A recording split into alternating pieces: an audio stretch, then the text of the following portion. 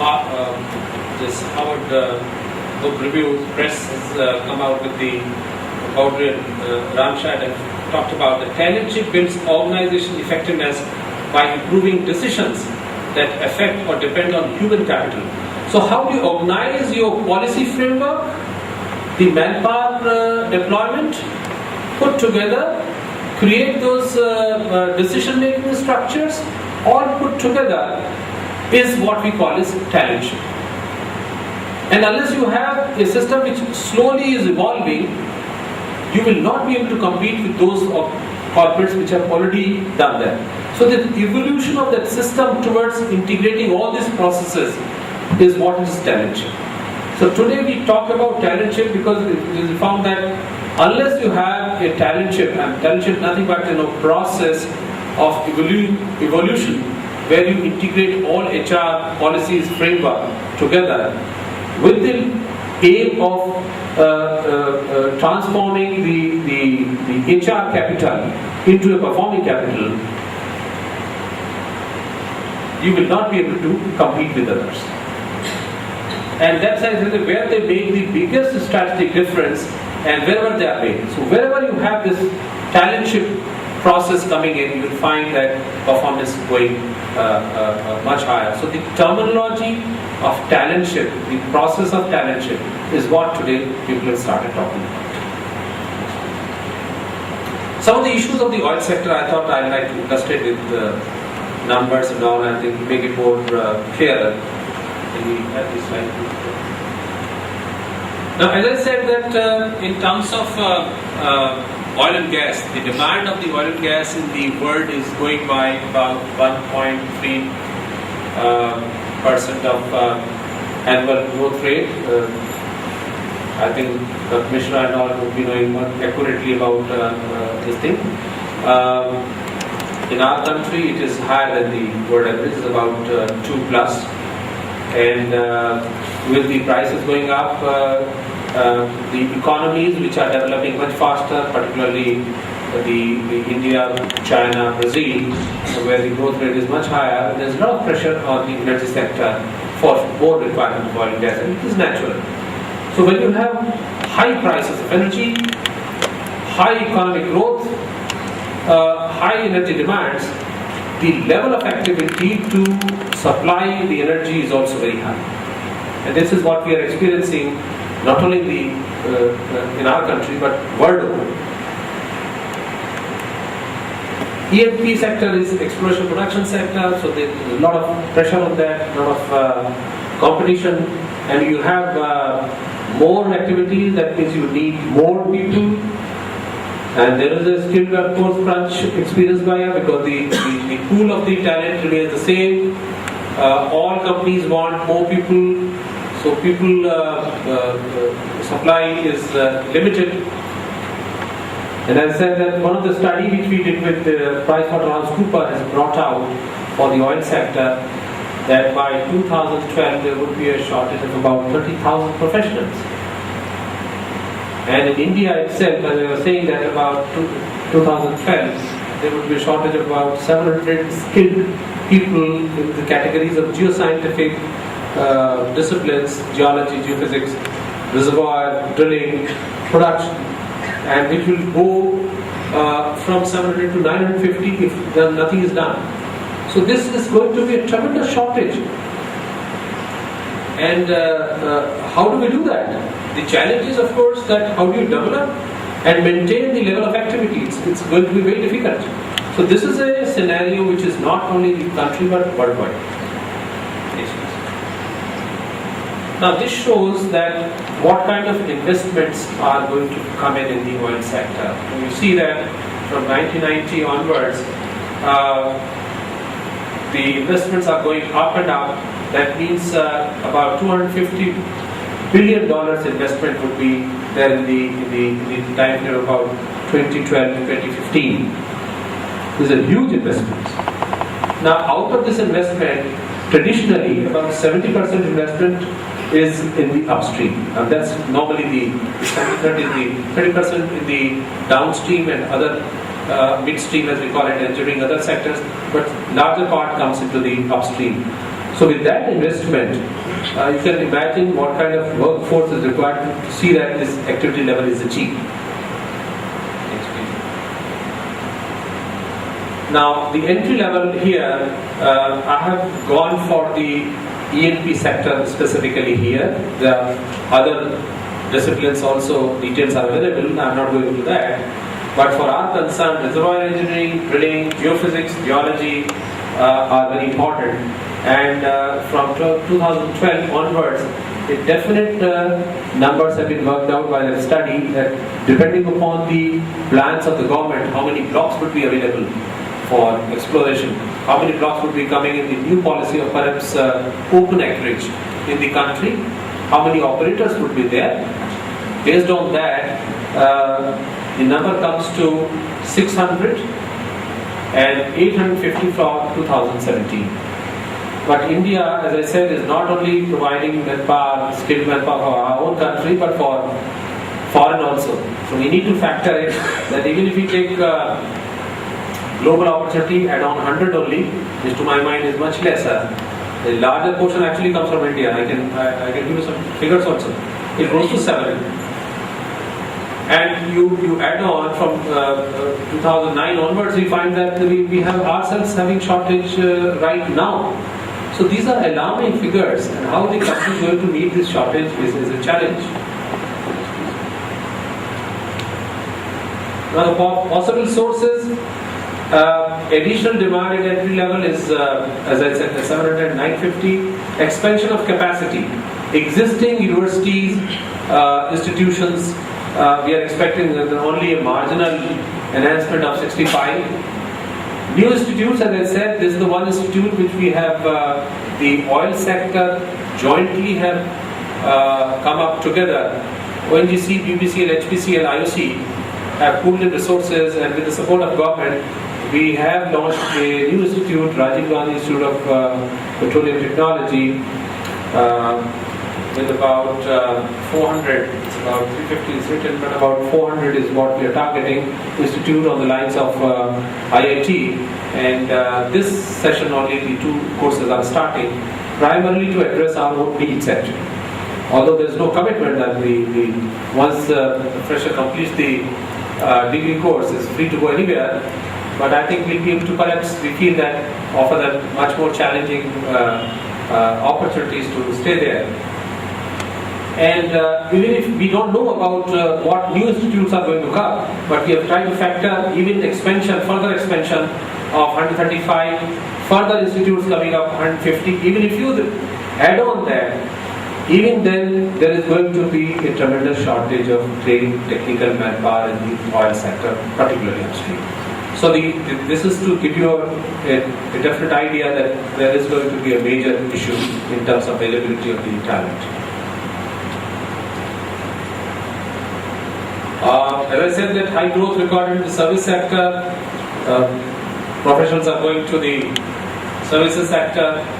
Educational institutes are more focused towards catering the requirement of the service sector.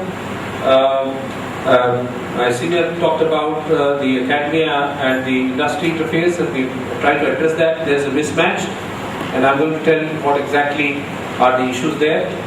And the global trends reveal a preference shift from hardcore engineering. Nobody wants to go today in a difficult physical work. Working hours are not favorable. You have to work in the oil sector out in the field at maybe a drilling rig or installation in shifts compared to an AC room in the IT sector or a white-collared management role.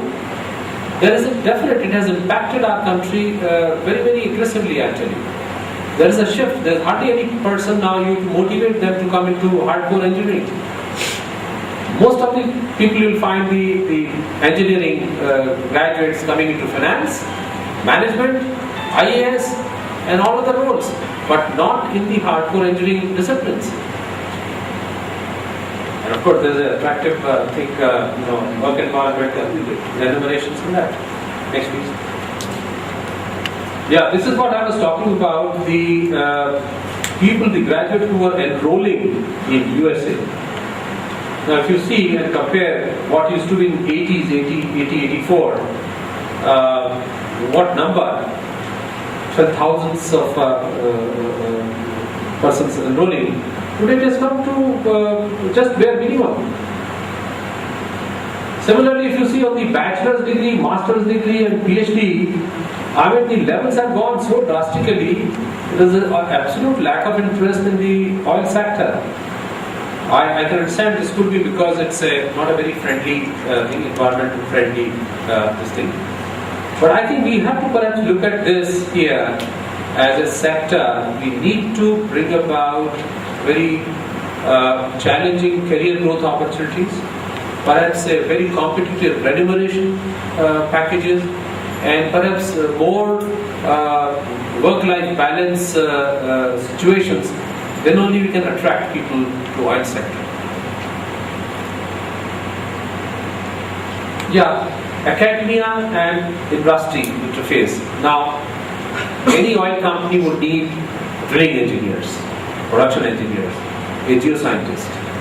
And what we get from the academia is a petroleum engineer, a chemical engineer, a civil engineer, a mechanical engineer. We have to transform that mechanical engineer into a production engineer, or a mechanical engineer into a drilling engineer.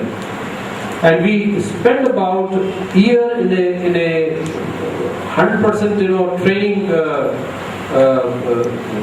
part only. And even after training, it takes about 2 to 3 years to transform a trained person to be a contributing professional. They will not be able to contribute effectively even after 2-3 years. That kind of training, that kind of experience, confidence is required. Similarly, geoscientists. We need an exploration expert. We get a MSc geology, and again it needs few years to transform it to be able to work on his own. And so is all disciplines. So there is and this process in some of the expert areas goes into as much as 5 to 6 years with lot of training. And I think there is a need perhaps now for organizations which can come in between and take the industry's needs and organize programs, exposures, hands-on training, so that you are able to create a ready, deployable person in any corporate environment. Age is another thing, because we are not able to recruit. Today, the age of professional is a big issue. Well, for different kind of works, sitting in an AC environment, it's all right, you can work on the computers. But if you have to work on the side and you have to be with heavy equipment, you will require some physical fitness. Some level of efficiency is required. And with age, we do find that people over 50 years of age will find it difficult to work on the side, so there has to be a job rotation. So aging, particularly in oil industry, is a big issue, and we find that our age group is now perhaps is actually 46 now. And we were surprised that when we tried to benchmark ourselves with the international company, there it was more than 48, 49 actually. So we thought we were not good, but we were perhaps better than many other international companies. Also, if you see the age group there, in coming time, the younger group is very less, although in the end there you find that there is an upswing.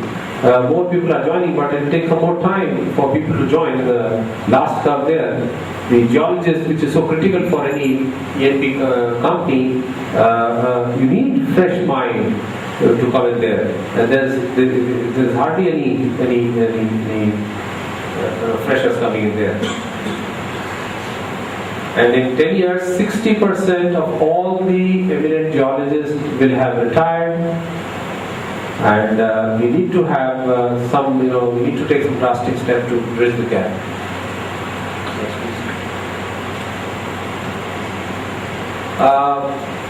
What we have been trying to do is that our emphasis has been on the hands-on training, and this has been, to my mind, the strength of ONGC. In spite of this attrition, in spite of all these problems, ONGC in the last, we are in the 52nd year now, we have been able to sustain, not only sustain but compete with any company in the country and abroad. And one of the major perhaps highlight has been that our emphasis on developing people, training people. And right from the day one, we gave that emphasis on classroom as well as hands-on training. And today also, we take it very seriously and provide our youngsters all the opportunity that is needed for developing competencies. We have also brought in concepts like knowledge management. How do you pass on the knowledge? We have appointed a person at the level of group general manager as a chief knowledge officer, and processes, systems like community of practices, which is so commonly used in the knowledge management. We try to use that. Besides the formal systems of coaching, global exposures, collaborative works is a part of our program, and is getting more and more important because technology in our sector moves and becomes relevant very, very quickly. It's very important to collaborate and work with other international companies to keep abreast. So this is again a very important thing for us. We have 11 research institutes of our own. No other company has that much. We have one in the exploration, exclusively looking after exploration activities. One in drilling technology, dealing with the drilling, new developments. Reservoir management, oil and gas production technology, even maintenance of equipment. We have a school of maintenance.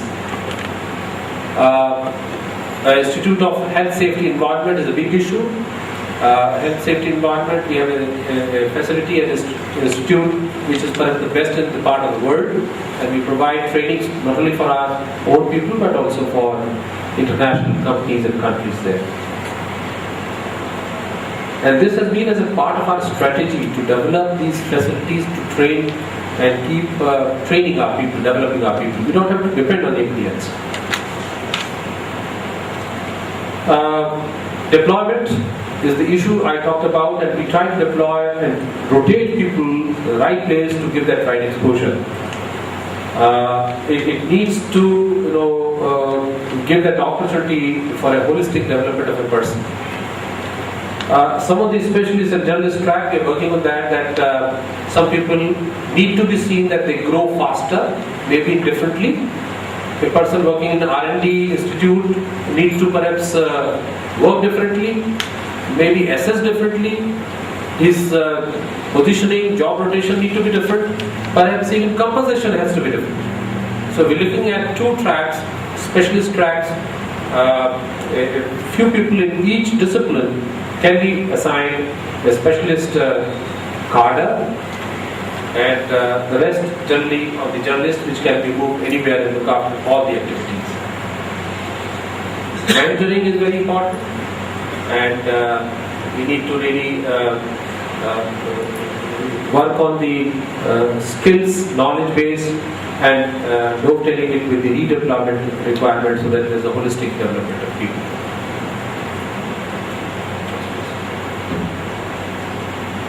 How do you connect? The third point was connect, deploy, develop, and connect. You need to put together people so that they are working as a team. In our working in the ONGC, the essence of working is MDT, multidisciplinary team. A geologist, a geophysicist, a reservoir engineer, a drilling engineer, a production engineer, and then perhaps an IT fellow also. They all working together. Decisions are taken together. MDT concept is what that we practice in that.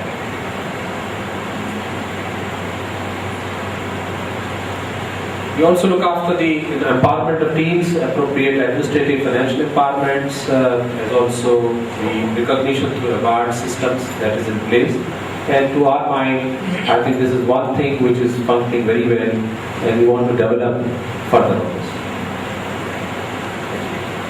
Back in 2006-07, Similarly, some of the other parameters in terms of value enhancement by employee, we have worked out some of the parameters which are often indicated. There are many things we can debate on these parameters, but they are indicated that the value addition through our systems, procedures, processes is reflected in the figures, in the performance.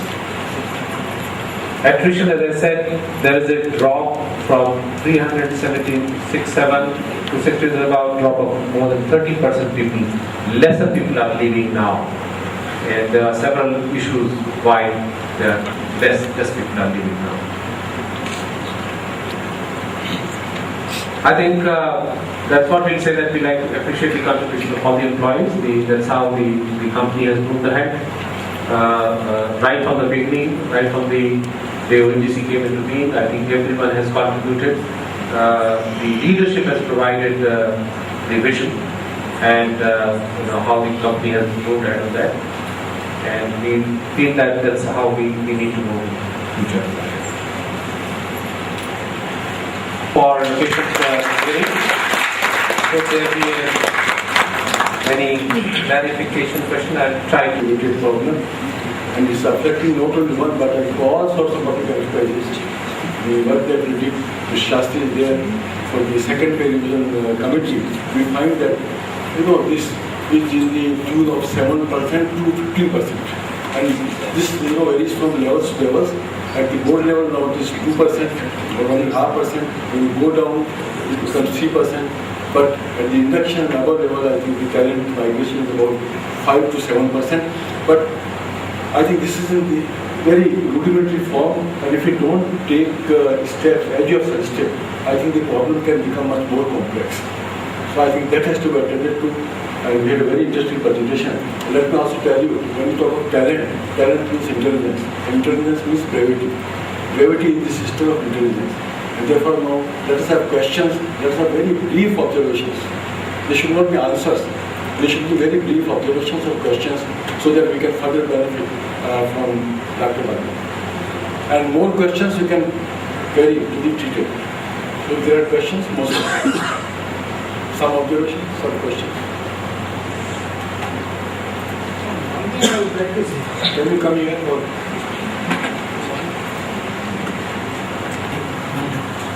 You said correctly, more investors, they are turning around to international economy because they are getting guidance, whatever it is AC or something, they are doing actions are very good. What are the steps that you are going to take or are being taken by ONGC to motivate or to draw those people as an employment manager for ONGC? Second thing is, what is the turnout ratio? What is the exit interviews you are conducting? What's the motivated by just, to my mind, a good environment. I think it is the content of the job that also drives. So there are people who are driven by the challenges, and in that respect, I think we are trying to make presentations, trying to make aware all the students, the final year, that there are challenging career goals available in the petroleum sector. It's not that challenges in terms of interesting jobs, exciting jobs, where they can have the driver's seat to drive those activities, and that, for example, I would say that to work in an offshore environment where you have 3,000 meters of water depth and then undertake a drilling activity, it's altogether a challenging environment. So people who like to take up such challenges, who move into unknown domains, I think would be very much willing to take up these challenges. So one is that we have taken that to make people aware in different universities, institutions, that there are huge requirements at all levels. There are opportunities, the career growth opportunities, which are perhaps better than sectors. To my mind, in long term, oil sector does provide better opportunities than even IT. And we can demonstrate that. Number two, the other policies of the company, we are trying to popularize them, that they are better than anywhere in any sector. Not only among PSU, but in the private sector. Our caring policies like healthcare is unparalleled in the country. And that's one of the reasons that people would like to have that assurance. And you can't give a price tag to a healthcare scheme. Retirement benefits, in addition to the normal your contributory provident fund and all, and then the social security. We are in a hazardous area of segment. Our work is difficult, but then there is the appropriate social security there. And fourthly, most importantly, which I say, is that involvement in the decision making, involvement and that flexibility to express views that are factored in decision making. So people get involved by way of their interactions, by their knowledge into the decision making. And this is the growing aspect of the people. I think this is what, in my mind,